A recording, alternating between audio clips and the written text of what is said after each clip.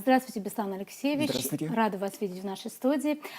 Скажите, пожалуйста, вот мы хотели бы сегодня более подробно обсудить ту аналитическую статью, которую недавно опубликовал в своем телеграм-канале политолог, и, в принципе, он позиционирует себя так же, как кавказовед Сергей Маркедонов, и он очень интересные вещи написал в этом своем телеграме. В частности, он, обозначая для Соединенных Штатов главных игроков в Закавказье, как он писал, или на Южном Кавказе, он обозначил, он сказал, что главные игроки это не, это не конкретные республики, а Россия, Турция, Иран и Китай.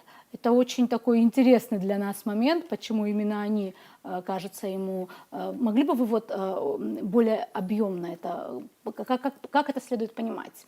Вы знаете, когда говорят о игроках на Южном Кавказе, вообще на Кавказе, и нас не называют, например, Абхазию, Южную Осетию, не надо этому удивляться. Все-таки мы страны, во-первых, частично признаны, это первое, мы становящиеся такие государственные образования, вот так скажем. Если нас да, но там не называют даже Грузию, Армению и Азербайджан. Да, я понимаю, потому что все-таки эти страны, Грузия и Армения, Азербайджан, которые вовлечены в конфликты, серьезные конфликты и разрешением, которые занимаются другие страны, в том числе и Россия, и Соединенные Штаты Америки, и чем занимаются и Турция, и Иран частично. Вот, видимо, Сергей Маркедон имел в виду, всегда его интересно читать вообще-то, да, вот, всегда слушать его. Наверное, это имел в виду. Все-таки страны, которые вовлечены в конфликт, и они, конечно, играют ключевую роль в разрешении этих конфликтов. Это всегда было так, тем более Россия. Россия великая держава. Россия имеет жизненные интересы на Кавказе. Конечно, она будет активно участвовать в разрешении всех конфликтов. И этому не надо удивляться. Что касается вот Китая, например, вы знаете, Китай последние десятилетия, когда она стала почти супер-супер державой, экономической державы, она активно проводит и политику международную, геополитическую тоже. Например, недавно, вот где-то полгода назад, произошло такое событие, даже больше полгода назад, в разрешении такого конфликта, между Саудовской Аравией и Ираном. И посредник выступает Китай. Я помню, когда был Советский Союз, когда были две супердержавы, миропорядком, мироустройством в основном занимались две страны, Советский Союз и Соединенные Штаты Америки. Вот Китай как-то, это тоже держава, да, великая страна, но как-то, вот, знаете, не так активно. А вот уже последние десятилетия все говорят, что Китай будет заниматься активно, продвигать свою политику, свои национальные интересы вообще во всех странах мира. И на Кавказе тоже. И учитывая, если посмотреть даже статистику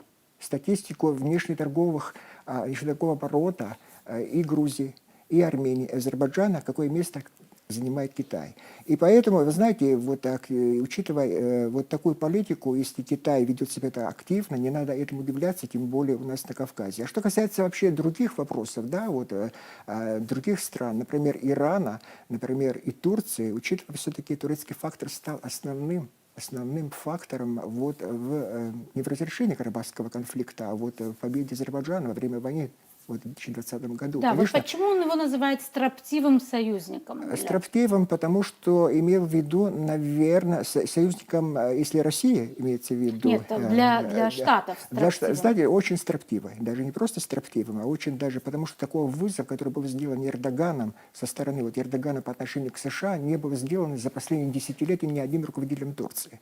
Учитывая закупку даже вооружения, вот у России это первое, которое не понравилось Соединенным Штатам Америки.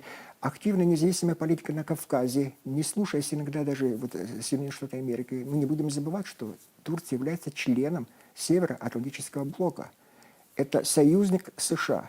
И вот не слушаясь иногда Вашингтона, США, вот такая независимая политика, подчеркнута независимая политика, Эрдоган такую политику проводит, и, конечно, его можно и назвать строптивым. Я этому не удивляюсь, действительно. Поэтому, знаете, наверное, этот эксперт Сергей Маркедонов имел в виду это. И все подчеркивают, не только, кстати, вообще в мире все подчеркивают почерк, такой стиль поведения Эрдогана. Это очень независимое, очень суверенно, иногда вопреки политике европейских стран и Соединенных Штатов Америки.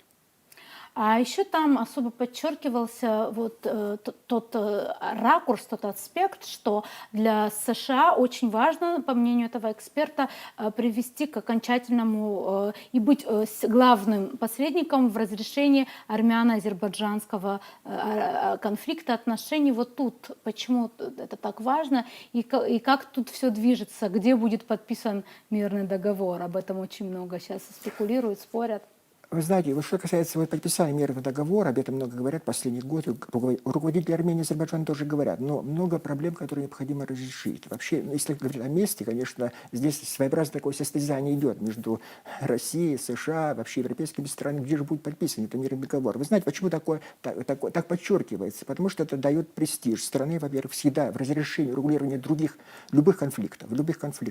Но, понимаете, здесь все-таки фактор России всегда надо учитывать. В разрешении этого конфликта, окончательного, если не окончательного, хотя бы вот, знаете, вот такого конфликта, который привело бы к мирному договору между Азербайджаном и Арменией. Вот основные вопросы какие? Это демаркация, это без России, это вообще еще необходимо отметить, что без участия специалистов, например, Генерального штаба России, вряд ли этот вопрос будет решен. Все-таки все документы, как подчеркивал министр иностранных дел Сергей Лавров, все документы, что касается демаркации между Азербайджаном и Арменией, находятся в Генштабе. Понимаете, это вопросы, которые необходимо учитывать и в разрешении этого вопроса. И вообще других вопросов, конечно, активно себя будет вести Россия, и она заинтересована, конечно, чтобы этот мирный договор при ее непосредственном участии был вот, подписан здесь, в России, в Москве. Но и Соединенные Штаты тоже заинтересованы, чтобы как-то, вы знаете, вот, получить какие-то дивиденды в разрешении этого конфликта. Недавно госсекретарь Блинкен заявил, что мы заинтересованы, чтобы мирный договор был подписан у нас в Вашингтоне. Европейские страны, может быть, менее активно, они тоже иногда заявляют о себе. Я подчеркиваю еще раз, хочу вам сказать, что вообще в разрешении любых международных конфликтов, когда это случается, это как бы запись в политической истории. Вот при участии великих стран, вообще этих стран, этот конфликт был разрешен. Любой политический государственный деятель заинтересован в этом. И так себя ведут и Соединенные Штаты Америки, и европейские страны, и Россия. А не удивительно ли то, что еще 5 лет назад вообще о том, что скоро, возможно, вообще заговорят о мирном договоре между Арменией и Азербайджаном, что об этом заговорят, было, казалось, иллюзия, а сейчас уже вот так вроде бы все близко. Действительно ли это случится, как вам кажется, они преодолеют все эти разногласия, которые есть?